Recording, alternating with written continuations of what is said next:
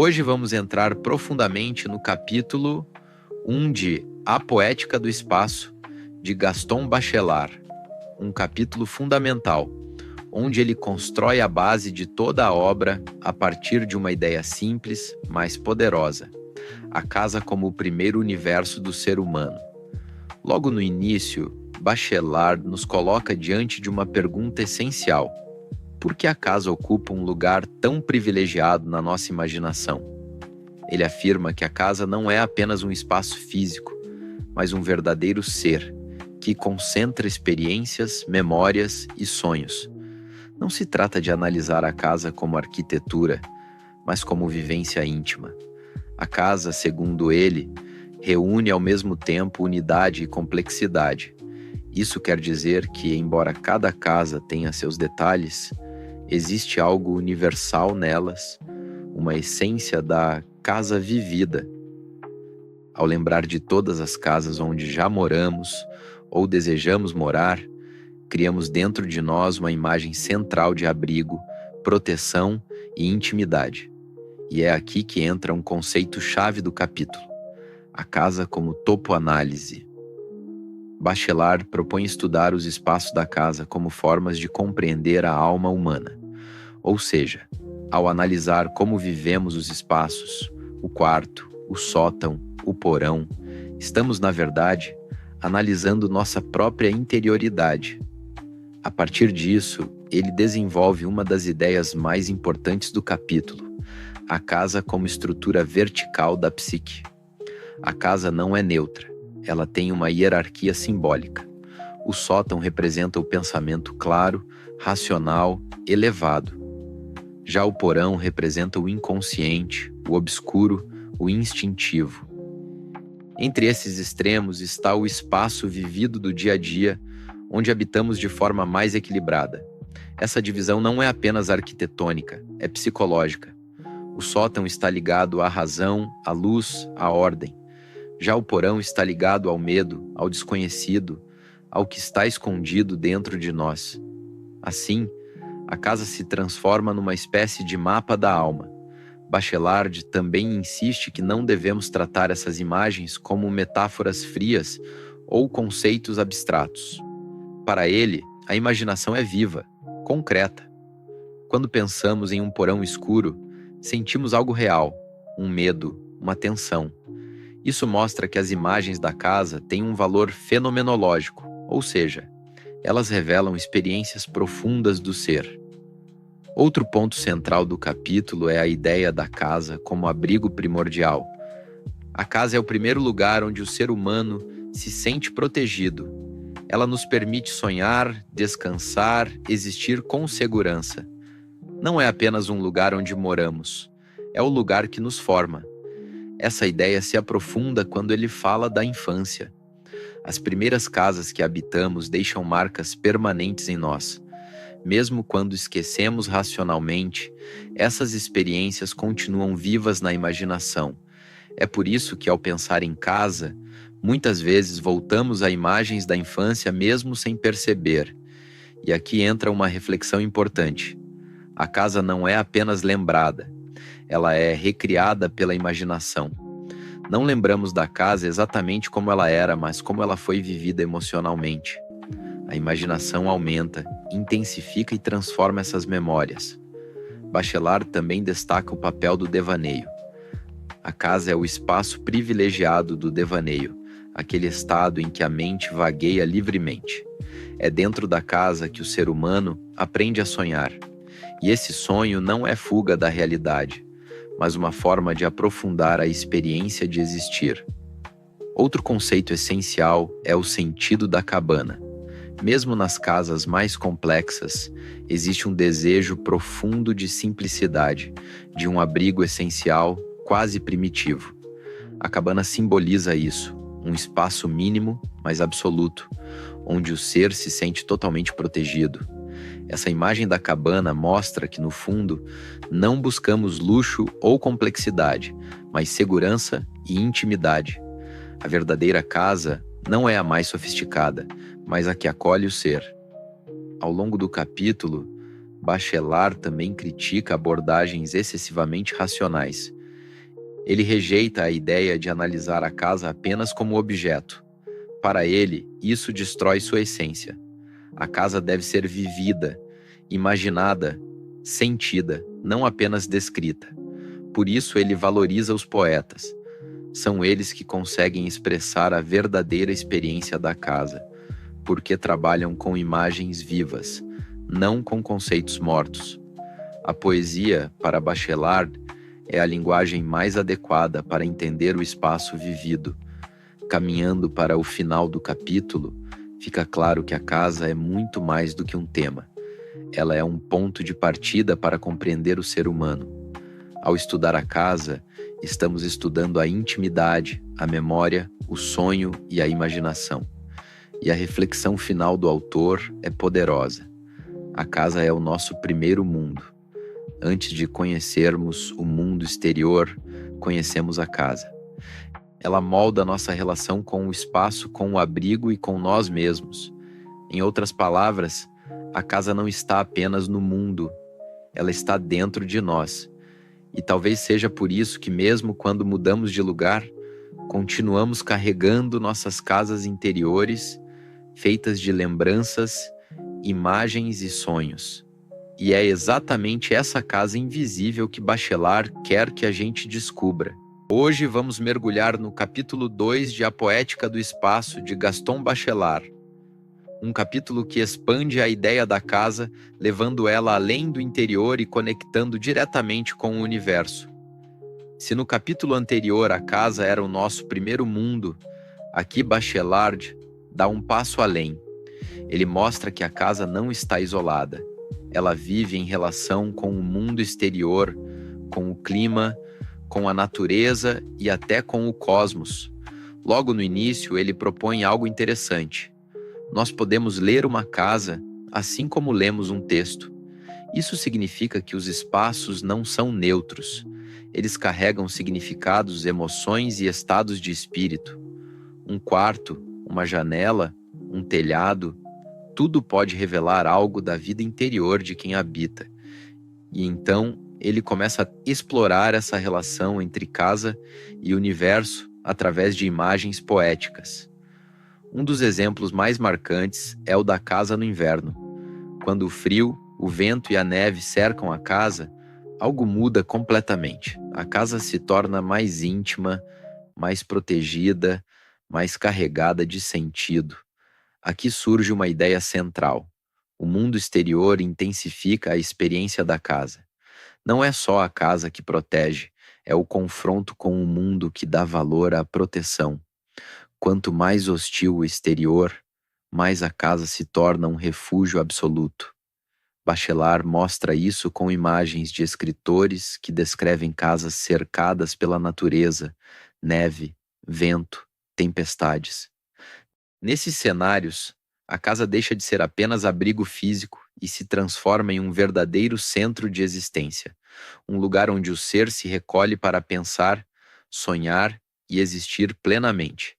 E isso leva-se a um conceito muito importante: a dialética entre interior e exterior. Para Bachelard, não existe uma separação simples entre dentro e fora. Essa relação é dinâmica, viva. O exterior invade a imaginação do interior, e o interior projeta sentido sobre o exterior. A casa, nesse sentido, é o ponto de encontro entre esses dois mundos. Ele mostra que o interior da casa não é apenas um espaço físico fechado, é um espaço ampliado pela imaginação. E o exterior também não é apenas o mundo real, ele é reinterpretado pelo olhar de quem está dentro. Ou seja, a casa cria um equilíbrio entre proteção e abertura. Outro ponto forte do capítulo é a ideia da casa como resistência. A casa enfrenta o mundo. Ela resiste ao vento, à tempestade, ao frio. E essa resistência não é só material, ela é simbólica. Quando estamos dentro de uma casa durante uma tempestade, sentimos uma espécie de segurança existencial. A casa se torna quase um corpo que nos protege contra o caos do mundo. Mas Bachelard também mostra que essa relação pode mudar dependendo do contexto. Por exemplo, ele observa que na cidade moderna, essa conexão entre casa e universo se enfraquece. Nos prédios e apartamentos, a casa perde sua ligação com a natureza. Não há mais porão, nem sótão, nem relação direta com o solo ou com o céu. Tudo se torna mais artificial, mais mecânico. A casa deixa de ser um universo e vira apenas um espaço funcional. Isso é uma crítica importante. Quanto mais a casa se afasta da natureza, mais ela perde sua profundidade simbólica. Voltando às imagens poéticas, Bachelard também explora a ideia de casas que se tornam mundos inteiros.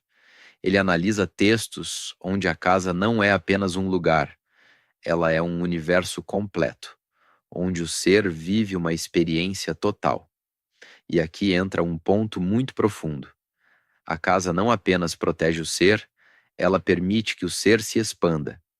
Dentro da casa, especialmente em momentos de solidão, o pensamento pode crescer, se aprofundar, alcançar dimensões quase infinitas.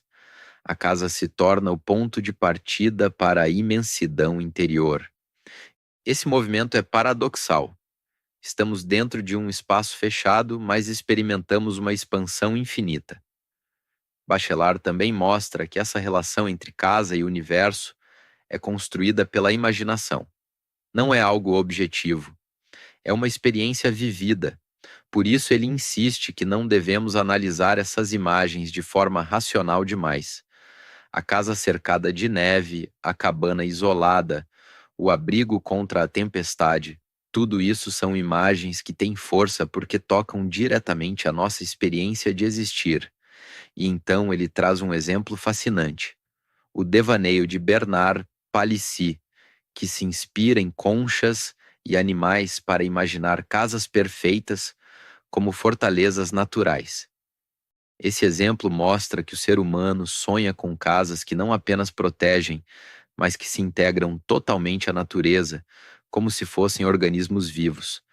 A casa ideal, nesse sentido, não é apenas construída. Ela cresce, se forma, se adapta, como uma concha.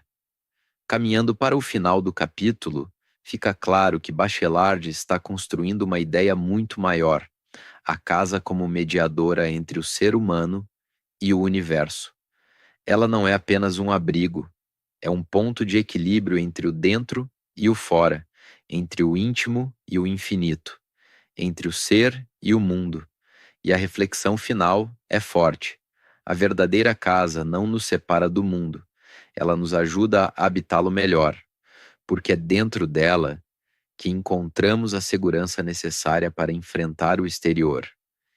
E é a partir dela que conseguimos transformar o mundo em algo vivido, sentido, imaginado.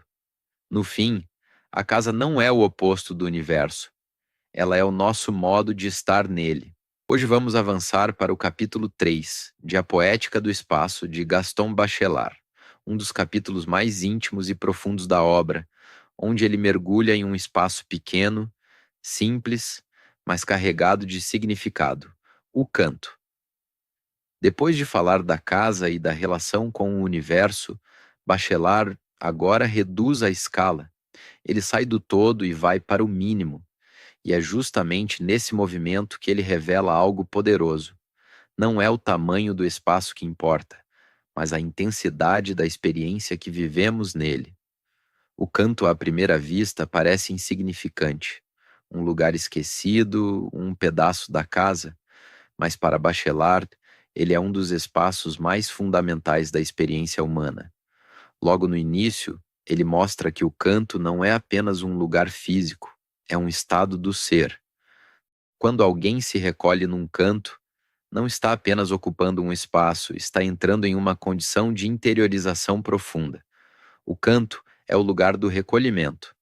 E aqui surge uma das ideias centrais do capítulo: o canto como refúgio da intimidade. Quando nos colocamos em um canto, buscamos proteção, silêncio, isolamento. É como se quiséssemos nos afastar do mundo, reduzir nossa presença, quase desaparecer. O canto não é um espaço de expansão, é um espaço de contração, Mas essa contração não é negativa.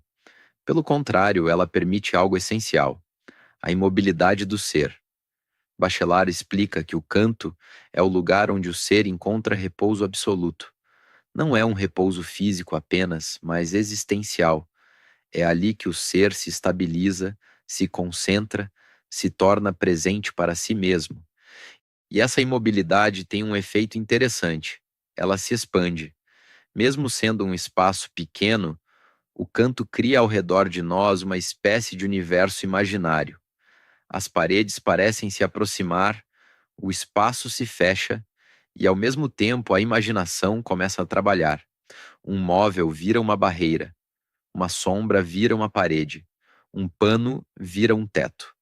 Ou seja, o canto não é apenas um lugar, ele constrói um mundo, e isso leva a uma das frases mais fortes do capítulo: sou o espaço onde estou. Essa ideia resume tudo. O espaço não é externo ao ser, ele se mistura com ele. Quando estamos num canto, nos tornamos aquele espaço. Nosso estado interior se projeta no ambiente, e o ambiente molda nossa experiência interior. Bachelard também mostra que o canto está profundamente ligado à infância. Muitas das nossas primeiras experiências de isolamento, medo ou proteção acontecem em cantos, debaixo de mesas, atrás de móveis, em lugares escondidos. Esses espaços deixam marcas profundas na imaginação. E aqui entra um ponto importante. O canto é um espaço de silêncio. Não é um silêncio vazio, mas um silêncio cheio de pensamentos não formulados, de sensações, de presença. No canto, não falamos, nem com os outros, nem necessariamente com nós mesmos. É um estado anterior à linguagem. Por isso, Bachelard diz que o canto é quase uma negação do mundo. Quando estamos nele, suspendemos a realidade exterior. Não queremos agir nem interagir. Queremos apenas existir em recolhimento. Mas esse isolamento não é completo. Existe sempre uma tensão entre o canto e o mundo. E é aí que o capítulo começa a se aprofundar ainda mais. Bachelard introduz a ideia de que o canto faz parte de uma dialética entre interior e exterior, um tema que ele vai desenvolver mais adiante. O canto representa o extremo do interior, o ponto máximo de retração do ser. Mas o ser não pode ficar ali para sempre. Ele traz então um exemplo marcante. Uma criança que brinca de fazer uma casa em um canto e, de repente, ao sair desse espaço, tem uma espécie de despertar. Ela percebe que existe, que é ela mesma. Esse momento é muito importante. Mostra que o ser se constrói nesse movimento entre recolhimento e saída. Primeiro, o ser se fecha no canto.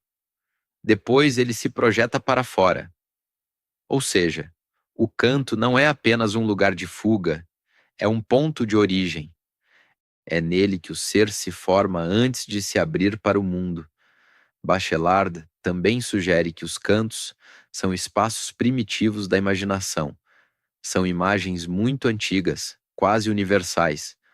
Todo ser humano reconhece de alguma forma o valor de um canto, e quanto mais simples a imagem, mais poderosa ela pode ser. Isso se conecta com toda a proposta do livro.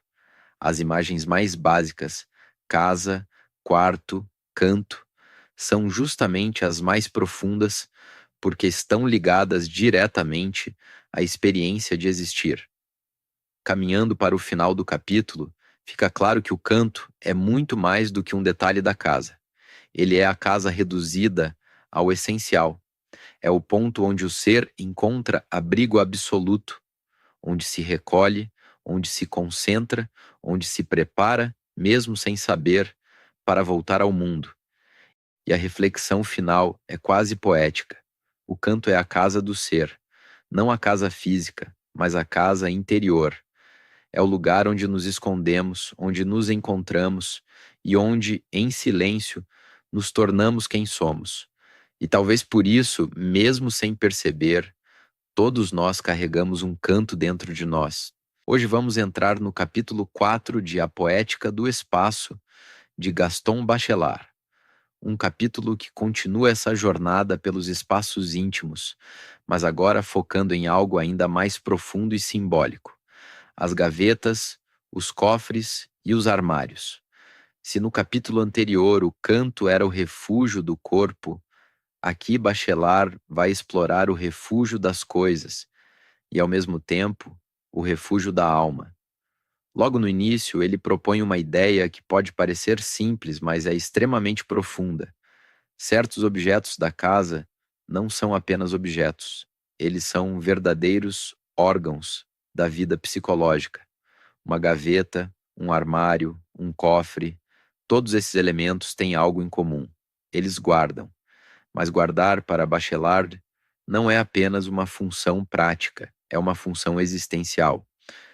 Esses objetos representam o espaço do segredo, e aqui surge o conceito central do capítulo: a intimidade guardada.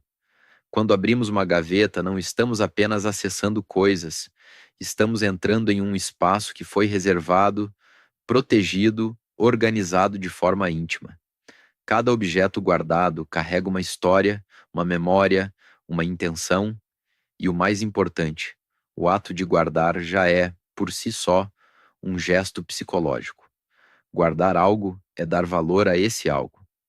É escolher preservá-lo, escondê-lo, protegê-lo do mundo exterior.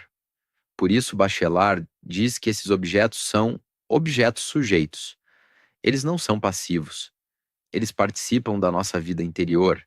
Eles organizam nossos pensamentos, nossas memórias, nossa relação com o que é íntimo. Uma gaveta bem arrumada, por exemplo, pode refletir um desejo de ordem interior. Já uma gaveta bagunçada pode revelar um caos, uma mistura de lembranças e significados. Mas Bachelard não está interessado em uma análise psicológica superficial. Ele quer ir mais fundo, entender como esses espaços alimentam a imaginação. E aqui entra um ponto essencial: o segredo. O cofre, o armário fechado, a gaveta escondida, todos esses elementos despertam algo na imaginação. Eles sugerem que existe algo oculto, algo que não está imediatamente acessível. E isso cria um tipo especial de fascínio. O segredo não é apenas o que está escondido, é o próprio ato de esconder. Existe um prazer em guardar, em esconder, em saber que algo está protegido dentro de um espaço íntimo. Bachelard mostra que isso está ligado a uma dimensão muito profunda do ser humano, a necessidade de ter um interior, não apenas um interior físico, mas um interior psicológico, um espaço onde nem tudo está exposto. E esses objetos ajudam a construir esse interior. Ele também traz exemplos literários que mostram como escritores usam esses elementos para expressar estados da alma. Um armário pode representar o inconsciente. Uma gaveta pode simbolizar a memória. Um cofre pode representar algo precioso ou reprimido. Mas ele faz um alerta importante: não devemos reduzir essas imagens a simples símbolos fixos. Para Bachelard, a imagem poética é viva. Ela não tem um único significado. Ela varia, se transforma, depende da experiência de quem a vive. Por isso, uma gaveta não é sempre memória. Ela pode ser muitas coisas ao mesmo tempo. Outro ponto forte do capítulo é a ideia de que esses espaços são organizadores do pensamento. Quando guardamos coisas em compartimentos, estamos, de certa forma, imitando uma estrutura mental. Criamos divisões, categorias, separações. É como se o espaço físico ajudasse a estruturar o espaço psíquico. Mas, ao mesmo tempo, Bachelard mostra que existe uma tensão entre ordem e mistério. Porque, por mais organizada que seja uma gaveta, sempre existe algo escondido, algo esquecido, algo que escapa ao controle. E é justamente isso que mantém viva a imaginação. Ele também critica uma visão puramente racional desses objetos. Não se trata de ver uma gaveta como algo funcional, mas como algo que participa da nossa vida íntima. Um armário fechado não é apenas madeira, é um espaço de silêncio, de segredo, de expectativa. E ao abrir esse espaço, existe quase um pequeno ritual. Abrir uma gaveta pode ser um gesto carregado de significado, pode ser uma redescoberta, um reencontro com algo esquecido ou até uma revelação. Caminhando para o final do capítulo, fica claro que Bachelard está mostrando como a intimidade não está apenas nos grandes espaços, mas também nos pequenos detalhes. Uma casa não é feita só de quartos e paredes, é feita também de compartimentos, de escondidos, de interiores dentro de interiores. E esses interiores menores são fundamentais para a construção do ser. A reflexão final é poderosa. Para existir plenamente, o ser humano precisa de lugares onde possa guardar objetos, guardar memórias, guardar partes de si mesmo, porque nem tudo deve estar exposto. E talvez seja justamente nesses espaços fechados, nas gavetas, nos cofres, nos armários, que a nossa verdadeira intimidade se forma, se protege e continua viva. Hoje vamos mergulhar no capítulo 5 de A Poética do Espaço, de Gaston Bachelard. Um capítulo que à primeira vista pode parecer simples, mas que revela uma das imagens mais profundas da imaginação humana, o ninho. Depois de explorar a casa, os cantos e os espaços fechados, Bachelard agora desloca o olhar para a natureza. E é nesse movimento que ele mostra algo essencial. A ideia de abrigo não pertence apenas ao ser humano. Ela é uma experiência universal da vida. Logo no início, ele apresenta o ninho como uma imagem de intimidade pura. Não é apenas uma construção de um pássaro, mas um símbolo de proteção, de acolhimento, de origem. O ninho representa o abrigo em seu estado mais essencial. E aqui surge uma das ideias centrais do capítulo, o ninho como casa sonhada. Diferente da casa real, que pode ser grande, complexa e até imperfeita, o ninho é sempre percebido como um espaço perfeito. Ele é pequeno, ajustado ao corpo, feito sob medida para quem o habita. É um espaço de adaptação total. Bachelard mostra que o ninho não é pensado em termos de utilidade, mas em termos de intimidade. Ele não é construído para impressionar, mas para proteger. E isso nos leva a uma reflexão importante. O valor do abrigo não está no tamanho ou na aparência, mas na qualidade da proteção que ele oferece. O ninho é frágil, feito de galhos, folhas, materiais simples, mas paradoxalmente, ele transmite uma sensação profunda de segurança. E essa contradição é essencial. Bachelard explica que o ninho só é verdadeiramente compreendido quando imaginamos o pássaro dentro dele. Sem o habitante, o ninho é apenas um objeto. Com o habitante, ele se torna um centro de vida. Isso reforça uma ideia recorrente no livro. O espaço não existe sozinho, ele existe na relação com quem o habita.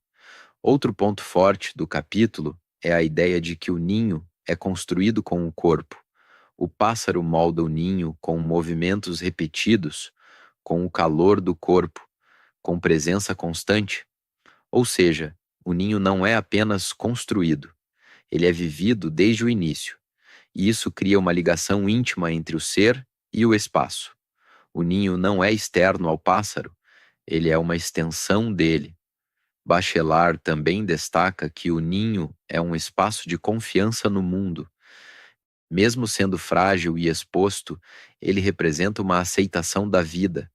O pássaro constrói seu ninho sem garantias, sem segurança absoluta, e ainda assim, ele habita esse espaço. Isso revela algo profundo. O abrigo não precisa ser perfeito para ser significativo. O que importa é a relação de confiança entre o ser e o espaço. O capítulo também explora a dimensão poética do ninho. Escritores e poetas frequentemente usam essa imagem para falar de infância, de origem, de retorno. O ninho se torna um símbolo de começo. E aqui entra uma ideia muito importante: o ninho como memória da origem. Mesmo que nunca tenhamos vivido em um ninho, reconhecemos essa imagem como algo familiar.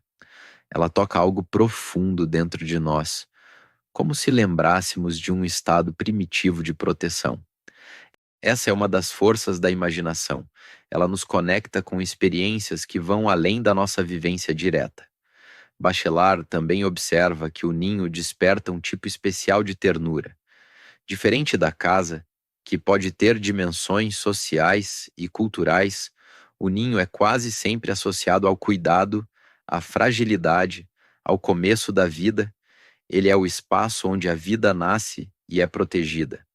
Mas o capítulo não se limita a uma visão idealizada. Bachelard também sugere que o ninho pode desaparecer, ser abandonado, ser destruído, e isso faz parte da sua natureza. O ninho não é permanente, e isso traz uma reflexão importante. Nem todo abrigo é feito para durar. Alguns espaços existem apenas para um momento da vida, e isso não diminui seu valor. Pelo contrário, torna sua existência ainda mais significativa. Caminhando para o final do capítulo, Bachelard amplia a reflexão. O ninho não é apenas um objeto da natureza, mas uma imagem fundamental da imaginação humana. Ele representa o desejo de voltar a um estado de proteção absoluta, de pertencimento total. Mas esse retorno nunca é completo. O ninho é mais uma imagem que carregamos do que um lugar que podemos realmente habitar. E a reflexão final do autor é delicada e profunda. O ninho nos ensina que a verdadeira intimidade não depende da solidez das estruturas, mas da intensidade do vínculo entre o ser e seu abrigo. Mesmo o espaço mais frágil pode ser o mais acolhedor. E talvez seja por isso que, no fundo, todos nós continuamos procurando ou imaginando o nosso próprio ninho. Hoje vamos mergulhar no capítulo 6 de A Poética do Espaço, de Gaston Bachelard. Um capítulo que aprofunda ainda mais a relação entre abrigo e ser, mas agora através de uma imagem extremamente simbólica e quase viva: a concha. Depois do ninho, que representava um abrigo construído, Bachelard nos apresenta a concha, um abrigo que nasce junto com o próprio ser. E é exatamente aí que está a força desse capítulo. Logo no início, ele sugere uma mudança essencial. Enquanto o ninho é feito no mundo, a concha é feita com o ser. Ou seja, não há separação entre habitante e abrigo.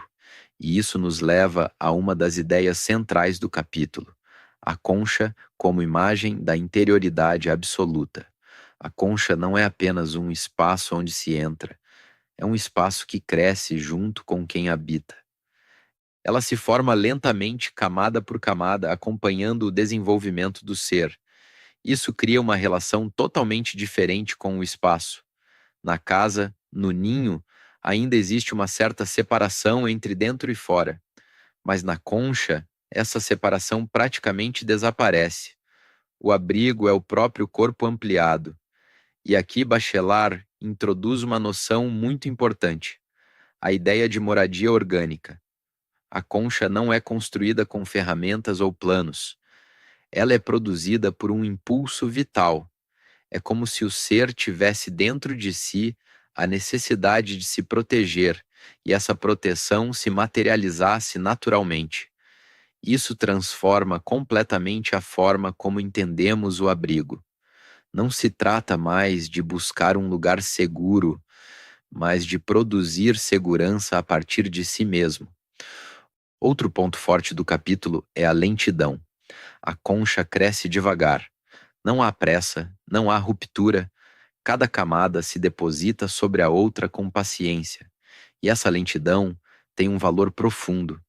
Bachelard mostra que a verdadeira formação do ser não acontece de forma rápida ou brusca.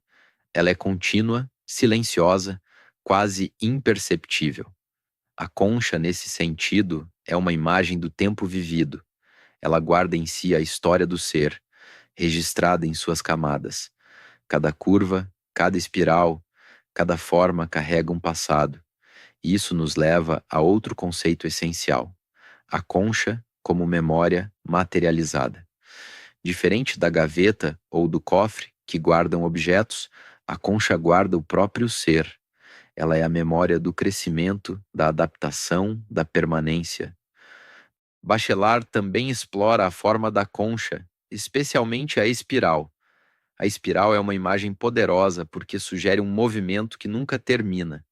Ela se expande, mas ao mesmo tempo se mantém ligada ao centro. Esse movimento é fundamental. Ele representa um equilíbrio entre expansão e interiorização. O ser cresce, se desenvolve, se abre, mas nunca perde completamente seu centro. E isso conecta a concha com uma ideia recorrente no livro: a intimidade dinâmica. A intimidade não é algo fixo. Ela se transforma, se expande, se reorganiza.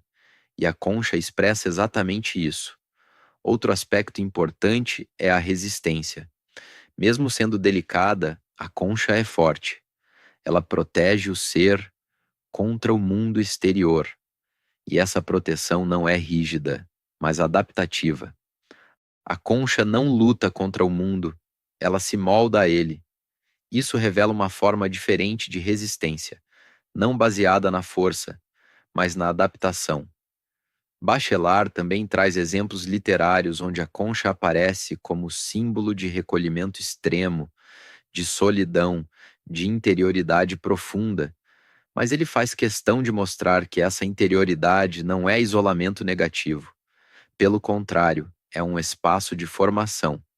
Dentro da concha, o ser não está se afastando do mundo, está se preparando para ele. E aqui entra uma ideia muito interessante: a concha como promessa de abertura. Mesmo sendo fechada, a concha contém a possibilidade de se abrir. Existe sempre um movimento potencial de saída.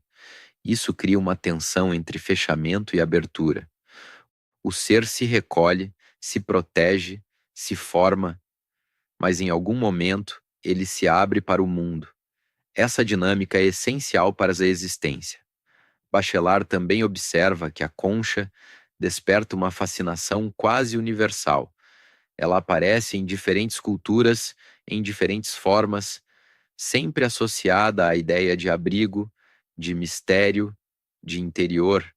E isso mostra que estamos diante de uma imagem arquetípica, algo que pertence profundamente à imaginação humana. Caminhando para o final do capítulo, fica claro que a concha representa um nível ainda mais profundo de intimidade do que o ninho. Se o ninho é o abrigo da vida, a concha é o abrigo do ser. Ela não apenas protege, ela forma, molda, acompanha. E a reflexão final do autor é extremamente sutil e poderosa. O verdadeiro abrigo não é aquele que encontramos no mundo, mas aquele que construímos dentro de nós, ao longo do tempo. A concha nos ensina que a intimidade não é um lugar fixo, é um processo, um crescimento silencioso, contínuo, que nos envolve, nos protege e, ao mesmo tempo, nos prepara para existir no mundo. E talvez seja por isso que, no fundo, todos nós somos um pouco como uma concha, carregando dentro de nós as marcas do que fomos, do que somos e do que ainda estamos nos tornando. Hoje vamos entrar no capítulo 7 de A Poética do Espaço, de Gaston Bachelard. Um capítulo que muda completamente a escala mais uma vez e nos leva para um território surpreendente: o mundo das miniaturas. Depois de passar pela casa, pelo canto, pelo ninho e pela concha, Bachelard agora faz um movimento inverso ao da imensidão. Ele reduz o espaço ao mínimo possível. Mas, como sempre, é justamente nesse pequeno que ele revela algo gigantesco. Logo no início, ele apresenta a ideia central do capítulo: a miniatura como espaço de grandeza concentrada. Ou seja, aquilo que é pequeno não é menos significativo. Pelo contrário, pode conter uma intensidade ainda maior de experiência, de imaginação e de sentido. E aqui surge um ponto fundamental. A miniatura exige imaginação ativa. Diferente de um espaço grande que nos envolve diretamente, a miniatura precisa ser completada pela mente. Quando olhamos algo pequeno, uma casa em miniatura, uma cena reduzida, um objeto delicado, somos obrigados a entrar naquele espaço com a imaginação, e esse movimento é poderoso, porque não estamos apenas observando, estamos habitando. Bachelard mostra que a miniatura cria um tipo especial de relação com o mundo, uma relação de domínio íntimo. Quando reduzimos algo, sentimos que podemos compreendê-lo melhor, controlá-lo, explorá-lo em detalhes. O pequeno nos dá acesso, mas esse domínio não é racional, é poético. Não se trata de entender o mundo de forma lógica, mas de se aproximar dele com delicadeza, com atenção, com presença. Outro ponto central do capítulo é a ideia de que a miniatura intensifica a realidade. Ao reduzir o tamanho, aumentamos o foco. Cada detalhe ganha importância. Cada elemento se torna significativo. É como se o mundo fosse condensado. E isso leva a uma experiência paradoxal. Quanto menor o espaço, maior a profundidade. Bachelard também conecta a miniatura com a infância. As crianças têm uma relação muito forte com o pequeno. Brinquedos, casinhas, objetos reduzidos, e essa relação não é superficial. Para a criança, a miniatura não é de mentira, ela é um mundo real, vivido com intensidade. Isso revela algo importante. A imaginação não depende do tamanho físico das coisas. Ela depende da relação que estabelecemos com elas. E aqui entra uma ideia essencial: a miniatura como refúgio da imaginação. Assim como o canto era um refúgio do corpo, a miniatura é um refúgio da mente. Dentro de um pequeno espaço imaginado, podemos criar universos inteiros. Podemos explorar, inventar, transformar. É um espaço de liberdade total. Bachelard também mostra que a miniatura tem uma ligação profunda com a precisão. Para criar algo pequeno, é necessário cuidado, atenção, detalhe. E essa precisão gera uma forma de intimidade. Quando algo é feito em miniatura, ele carrega um tipo especial de presença. É como se cada detalhe fosse carregado de intenção. Mas o capítulo vai além. Bachelard sugere que a miniatura não apenas representa o mundo, ela o recria. Ao reduzir o mundo, não estamos apenas copiando, estamos reinterpretando, estamos dando uma nova forma à realidade. E isso é um ato criativo. Ele também traz exemplos literários onde personagens observam ou vivem dentro de espaços reduzidos e nesses momentos experimentam uma expansão da consciência. Isso reforça a ideia central: o pequeno pode conter o infinito. Outro aspecto importante é a relação entre miniatura e segredo. Assim como as gavetas e cofres guardavam coisas, a miniatura guarda mundos. Ela é discreta, silenciosa, muitas vezes escondida, mas dentro dela existe uma riqueza enorme, e isso cria uma sensação de descoberta. Ao nos aproximarmos de uma miniatura, temos a impressão de estar entrando em algo íntimo, reservado. Caminhando para o final do capítulo, Bachelard deixa claro que a miniatura é uma das formas mais puras da imaginação poética. Ela nos obriga a desacelerar, a observar, a entrar em relação com o detalhe, e ao fazer isso, ela transforma nossa percepção do mundo. A reflexão final é profundamente paradoxal e bela. A verdadeira grandeza não está no que é grande, mas naquilo que consegue concentrar o mundo dentro de si. A miniatura nos ensina que o infinito pode existir no pequeno, que o universo pode caber em um detalhe, e que às vezes, para compreender o mundo, precisamos diminuir e não expandir, porque é no pequeno que a imaginação encontra sua forma mais intensa de existir. Hoje vamos mergulhar no capítulo 8 de A Poética do Espaço. de Gaston Bachelard, um dos capítulos mais abstratos e ao mesmo tempo mais profundos da obra, a imensidão íntima. Depois de passar pela miniatura, pelo pequeno, pelo detalhe, Bachelard agora faz um movimento aparentemente oposto. Ele nos leva para o infinito, mas não é o infinito do universo físico, e sim um infinito interior. E é exatamente aí que está a ideia central do capítulo. A verdadeira imensidão não está fora de nós. Ela nasce dentro. Logo no início, ele propõe que a imensidão é uma experiência da consciência, não apenas uma característica do mundo. Ou seja, o que sentimos como grande ou infinito não depende só do espaço externo, mas do estado interior de quem percebe. Isso muda tudo, porque a imensidão deixa de ser algo objetivo e passa a ser algo vivido. Bachelard mostra que certos estados, como o devaneio, a contemplação, a solidão, ampliam nossa percepção do espaço.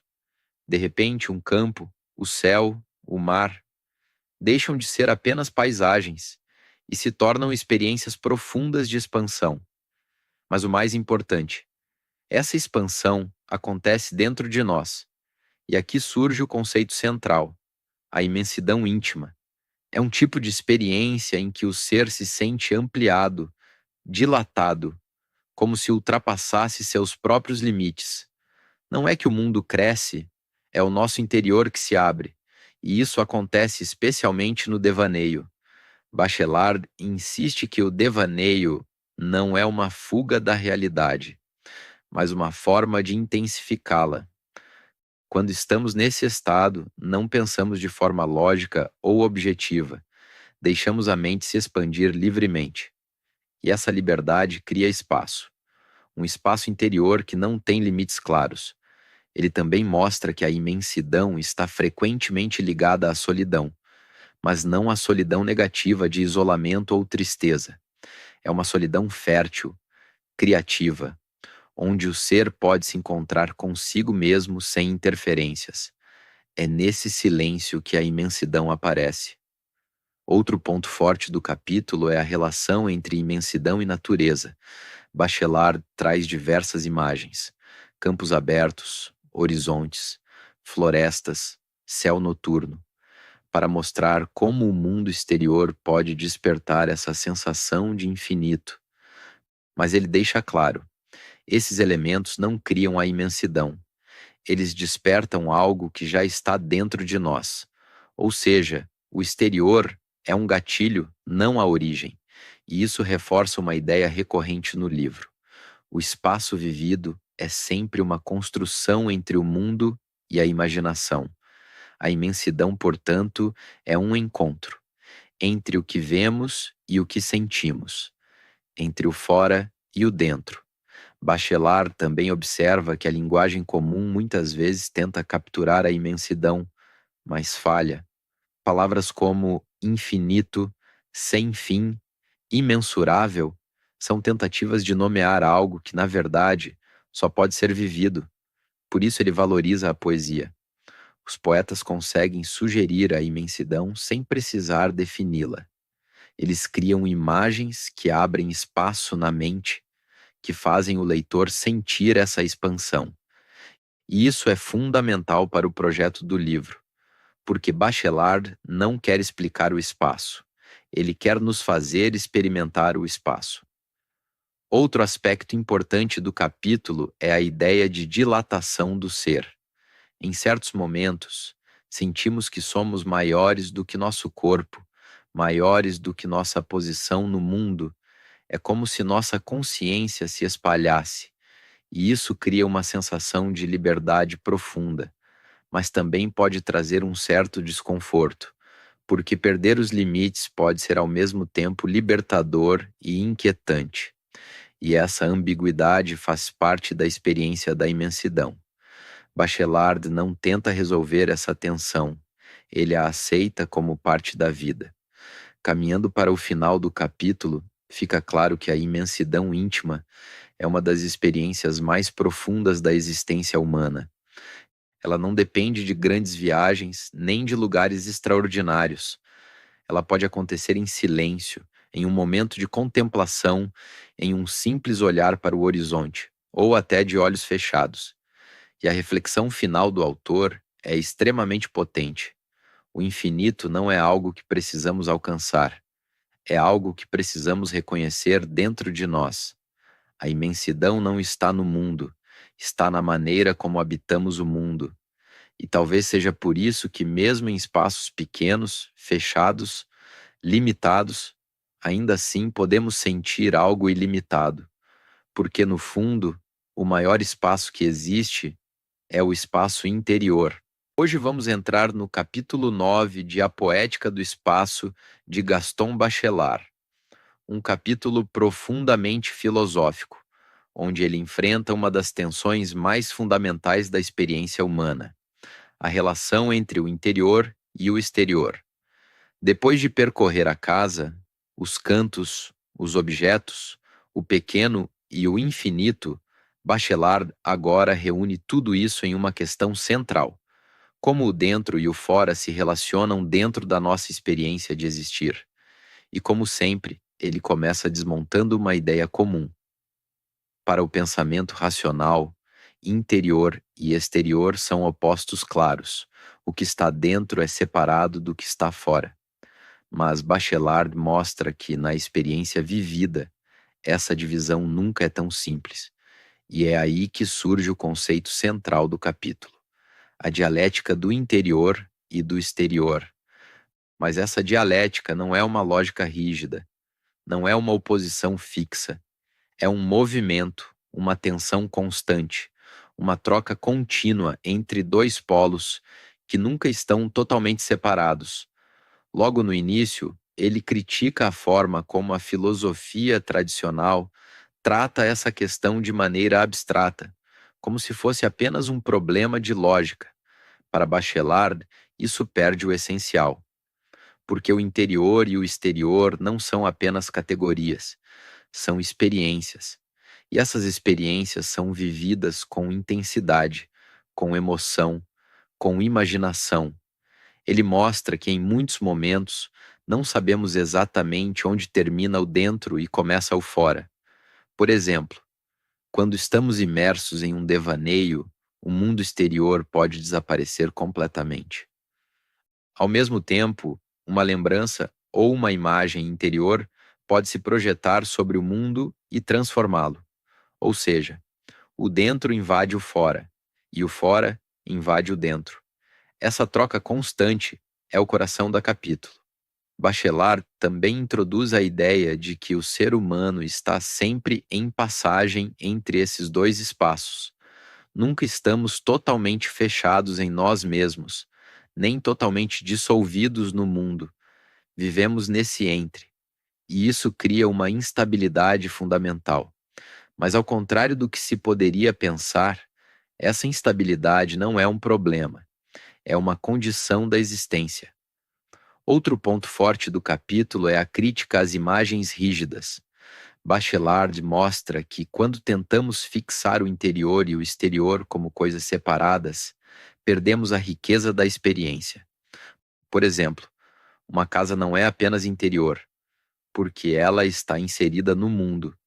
E o mundo não é apenas exterior, porque ele é vivido a partir da nossa percepção.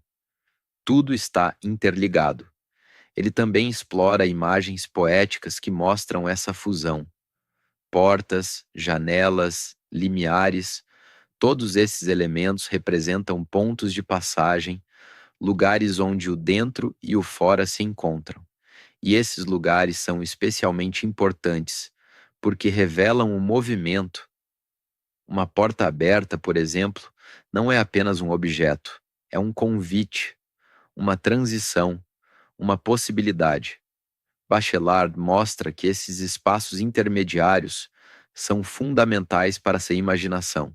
Eles não pertencem totalmente nem ao interior nem ao exterior, e é justamente por isso que são tão ricos. Outro conceito importante do capítulo é a ideia de imensidão interior projetada. Em certos momentos, Aquilo que sentimos dentro de nós se projeta no mundo. Um sentimento pode transformar uma paisagem. Um estado de espírito pode mudar completamente a forma como percebemos o exterior. Isso mostra que o mundo que vemos nunca é neutro. Ele é sempre atravessado pelo nosso interior, mas o contrário também é verdadeiro. O mundo exterior pode penetrar profundamente em nós. Uma imagem, um som, um espaço podem provocar emoções intensas, lembranças, estados de espírito. Essa reciprocidade é essencial. Bachelard insiste que não devemos escolher entre interior ou exterior. O ser humano não pertence a um lado ou ao outro. Ele existe na relação. E essa relação é dinâmica, instável, viva. Caminhando para o final do capítulo, Bachelard leva essa reflexão a um nível ainda mais profundo. Ele sugere que a própria linguagem tem dificuldade de lidar com essa dialética, porque as palavras tendem a separar, a definir, a delimitar. Mas a experiência vivida é contínua, e por isso, mais uma vez, ele recorre à poesia. A poesia consegue expressar essa fluidez, essa mistura, essa passagem constante. Ela não fixa, ela sugere, e isso a torna a linguagem ideal para falar do espaço vivido. A reflexão final do capítulo é extremamente poderosa. O interior e o exterior não são dois mundos separados, são dois movimentos de um mesmo ser. O ser se fecha e se abre, se recolhe e se expande, se protege e se expõe. E é nesse movimento que a existência acontece. No fim, não existe um dentro puro nem um fora absoluto. Existe apenas o fluxo entre eles.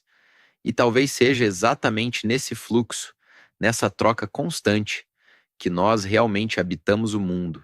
Hoje chegamos ao capítulo 10 de A Poética do Espaço, de Gaston Bachelard, o último capítulo da obra, onde ele encerra toda essa jornada com uma imagem surpreendente, simples e ao mesmo tempo profundamente simbólica. O redondo.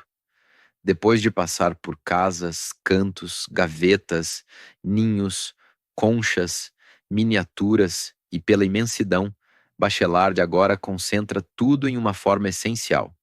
E é nesse ponto que ele revela algo poderoso. Certas formas não são apenas geométricas, elas são experiências do ser. Logo no início, ele apresenta a ideia central do capítulo, a fenomenologia do redondo. Mas o que isso significa? Significa que o redondo não é apenas uma forma que vemos, é uma forma que sentimos, que vivemos, que experimentamos interiormente. E aqui começa o aprofundamento. Bachelard mostra que o redondo está ligado à ideia de plenitude, de unidade, de totalidade. Quando pensamos em algo redondo, pensamos em algo completo, sem rupturas, sem cortes. O redondo não tem começo nem fim visível, e isso cria uma sensação de continuidade. Mas essa continuidade não é apenas visual, ela é existencial. O redondo sugere um estado de equilíbrio, de harmonia, de repouso, diferente das formas angulares que podem sugerir tensão, corte, divisão. O redondo acolhe. Ele envolve. E é exatamente isso que Bachelard explora ao longo do capítulo. O redondo como forma da intimidade plena. Ele traz exemplos poéticos onde o redondo aparece em imagens de aconchego, de fechamento suave, de proteção, um corpo que se curva, um objeto que se fecha sobre si mesmo, um espaço que envolve sem aprisionar. Tudo isso revela uma mesma experiência, a de estar inteiro. E aqui surge uma ideia muito forte: o ser redondo. Bachelard sugere que, em certos momentos de plenitude, o ser humano experimenta uma espécie de redondeza interior, não no sentido físico, mas no sentido de sentir-se completo, centrado, em equilíbrio consigo mesmo. É um estado raro, mas profundamente significativo. Ele também mostra que o redondo está ligado à ideia de interior sem ruptura. Enquanto outros espaços podem ter divisões, cortes, compartimentos, O redondo cria uma continuidade total. Não há cantos, não há interrupções. Tudo flui, e isso cria uma sensação de segurança e acolhimento. Mas o capítulo vai além da forma. Bachelard está interessado na experiência que essa forma provoca. Ele mostra que certas imagens redondas, como um ninho fechado, uma concha, um fruto, um corpo recolhido, despertam em nós uma sensação de completude. E essa sensação não precisa ser explicada, ela é sentida. Mais uma vez, ele recorre à poesia para mostrar isso. Os poetas conseguem captar essa qualidade do redondo e transformá-la em imagens que falam diretamente à nossa experiência.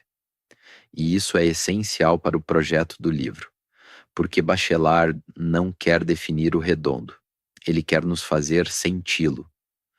Outro ponto importante do capítulo é a ideia de que o redondo não é apenas forma, mas movimento, um movimento de retorno a si mesmo, algo que se fecha, que se curva, que se reúne. E esse movimento tem um valor existencial profundo. Ele representa momentos em que o ser deixa de se dispersar no mundo e volta para si, se recolhe, se concentra, se encontra. E isso conecta o redondo com várias imagens que vimos ao longo do livro: o canto, o ninho, a concha. Todos esses espaços têm, de alguma forma, uma qualidade de fechamento, de interioridade, de proteção. O redondo é como a síntese de tudo isso. Ele reúne em uma única forma a ideia de abrigo, de intimidade, de unidade. Caminhando para o final do capítulo, Bachelard sugere que o redondo é uma das imagens mais puras da felicidade. Não uma felicidade intensa ou explosiva, mas uma felicidade tranquila, silenciosa, estável. Uma felicidade de estar em si. E essa é uma conclusão muito significativa para o livro, porque depois de explorar tantos espaços, tantas imagens, tantas formas de habitar o mundo, ele termina com uma ideia simples. O verdadeiro espaço é aquele onde o ser se sente inteiro. E a reflexão final do autor é quase como um fechamento circular, apropriado para o tema. O redondo não é apenas uma forma no mundo, é uma forma de ser, um modo de existir em equilíbrio, em continuidade, em plenitude. E talvez seja por isso que, no fundo, todas as imagens do livro, a casa, o canto, o ninho, a concha, apontam para isso, um desejo profundo de unidade, de retorno, de completude. E é nesse ponto que a jornada se encerra, não com uma conclusão lógica, mas com uma sensação, a sensação de que habitar o espaço é, no fundo, aprender a habitar a si mesmo.